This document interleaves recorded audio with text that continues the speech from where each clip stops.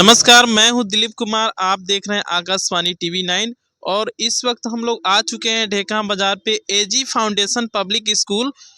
वहां के एक हम टीचर से बात करेंगे गणतंत्र दिवस के अवसर पे, शुभ अवसर पे। तो क्या कहना चाहेंगे? आपका नाम क्या हुआ?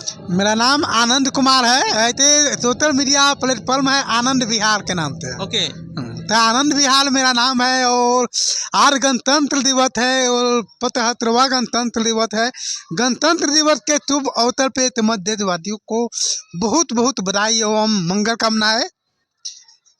और विशेष बताइए, ये 26 जनवरी 1950 को हमारा देश आजाद हुआ था ना? आजाद नहीं हुआ था। हाँ, क्या हुआ 26 था? जनवरी 1950 को हमारे देश की जो संविधान है हाँ। उस संविधान को लागू किया गया था। अच्छा। क्या टाइमिंग था लागू करने का, कुछ पता है? देश की संविधान 26 जनवरी 1950 को ही लागू हुआ। एक क्या था कि हमारे देश अंग्रेजों के चंगुल से लगभग 200 वर्षों तक गुलाम था और गुलाम था तो यहाँ के नागरिक के ऊपर काफी जुर्म अत्याचार किया जाता था।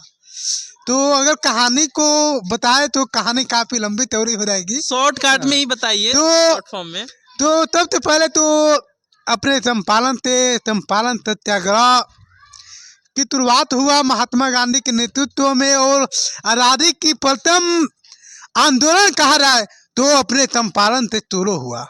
लेकिन आजादी की लड़ाई शुरू हुआ, कई आंदोलन चलाए गए महात्मा गांधी के द्वारा और सिर्फ महात्मा गांधी ही नहीं, हमारे देश के बहुत सारे वीर सपूत आजादी के आंदोलन के लिए आगे आए, आंदोलन किए, लड़े और मर भी गए। भगत सिंह दो युवाओं के अंदर एक दोस्त जुनून पैदा कर लेते हैं जब भगत सिंह का नाम आता है। तो वो 24 वर्ष का बच्चा जो मात्र 24 वर्ष जितने हंसते हंसते पार्टी के फंदे पर चढ़ गया, लेकिन उनके आंखों में थोड़ा भी डर नाम की कोई तीर नहीं था। तब ये जाकर आजादी मिली। आजादी इतनी आसानी से थोड़ा मिली।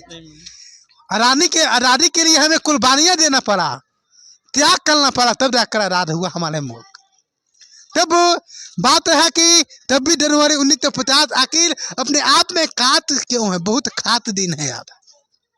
तो हमारे देश 15 अगस्त 1943 को अंग्रेजों के चंगुल से तो आजाद हो गया जी, ठीक है। लेकिन उससे एक दिन पहले तो 14 अगस्त 1943 को भारत 2 टुकड़ों में बट गया। ये आजादी जितनी खुशी की दिन था उतना ही गम का भी दिन था। किन दो टुकड़ों में बटा? 2 टुकड़ा भारत और पाकिस्तान में विभाजित हो गया, 2 टुकड़ों में बट गया।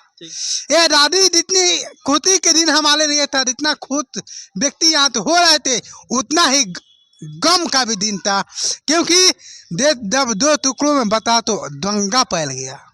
हिंदू मुस्लिम आपस में लड़ने लगे, कई कुर्बानियां दिया गया, तब जाकर हमारे देश आजाद हुआ। आजाद तो हुआ। तब बात आई कि आखिर ये देश तो आजाद हो गया, लेकिन ये देश चलाया कैसे जाएगा, किस आधार पर चलेगा? नियम कानून की व्यवस्था की गई।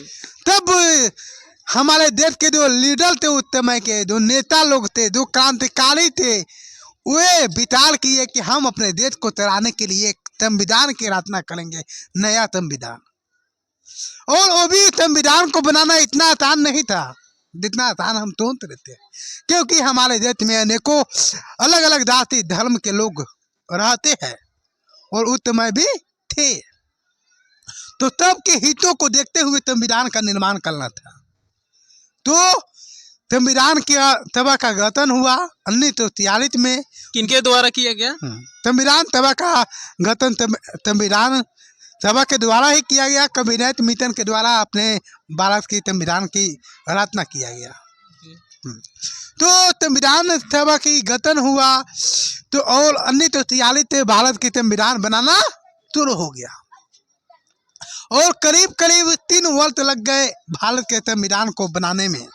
2 वर्ष 11 माह 18 दिन, 12 दिन कम है 3 वर्ष में, तो 2 वर्ष 11 माह 18 दिन लगा, तब जाकर हमारे भारत के संविधान तैयार हुआ और 26 नवंबर 1949 को भारत का संविधान बनकर तैयार हुआ और जाकर 26 जनवरी 1950 को भारत के संविधान को लागू कर दिया गया।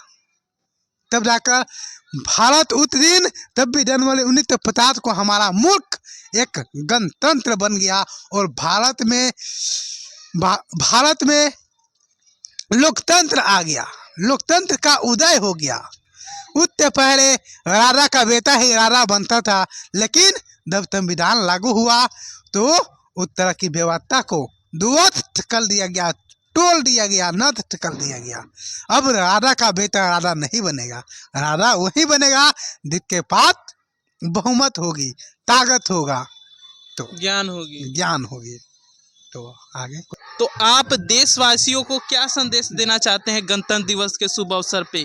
क्या क्या अपने बच्चों को एजुकेटेड करना चाहिए, ठीक है, इस विषय में बताइए। आज गणतंत्र दिवस है और देशवासियों को गणतंत्र दिवस की शुभकामनाएं और बधाई। लेकिन बात है कि आज के दिन संविधान लागू हो गया, लेकिन वास्तव में संविधान के मूल्य को जब हम देखते हैं तो कहीं हमें संविधान धरातल पर दिखाई नहीं देता है। हर जगह पर करप्शन है, जबकि संविधान कहता है कि रिश्वत नहीं रहना है, कोई काम नहीं है जो बिना रिश्वत होता हो। तो हम यही कहना चाहते हैं सबसे बड़ी बात कि आज संविधान दिवस है, जितनी खुशी और उत्साह के साथ हम संविधान लागू हुआ तो गणतंत्र दिवस मना रहे हैं, उतनी ही उत्साह के साथ हर व्यक्ति को, देश के हर नागरिक को, हर महिला को, पुरुष को, हर किसी को, गरीब को, अमीर को, हर किसी को देश की संविधान को एक बार जरूर पढ़ना चाहिए, ताकि उसे अपना जो हक है, हकूक है, अधिकार है, उसे हमें जानकारी हो सके और हमारी कोई हक मारी नहीं कर सके। कोई अगर हमारा हक को मारता है तो उसके आंख में आंख डालकर उससे बातें कर सके। इसके लिए संविधान को हमें पढ़ना चाहिए। यही हम संदेश देना चाहते हैं और यही कहना चाहते हैं कि हर कोई कम से कम एक बार संविधान से जरूर पढ़े, संविधान को जरूर पढ़े। ठीक है, तो हमारे सर ने ये सारी बातें कही कि एक बार आप संविधान को जब तक नहीं पढ़ लेते फिर आपको कैसे पता हो पाएगा कि आपका अधिकार क्या है। किसी से लड़ाई कर सकते हैं उस अपनी अधिकार के लिए, ऐसे नहीं, ठीक है। और हम लोग एक डिजिटल मीडिया के थ्रू काम कर रहे हैं जो कि फंडामेंटल राइट्स के अकॉर्डिंग, यानी कि हमारा एक मौलिक अधिकार बनता है।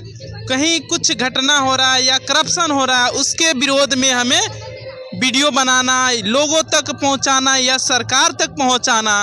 Thanks for watching this video.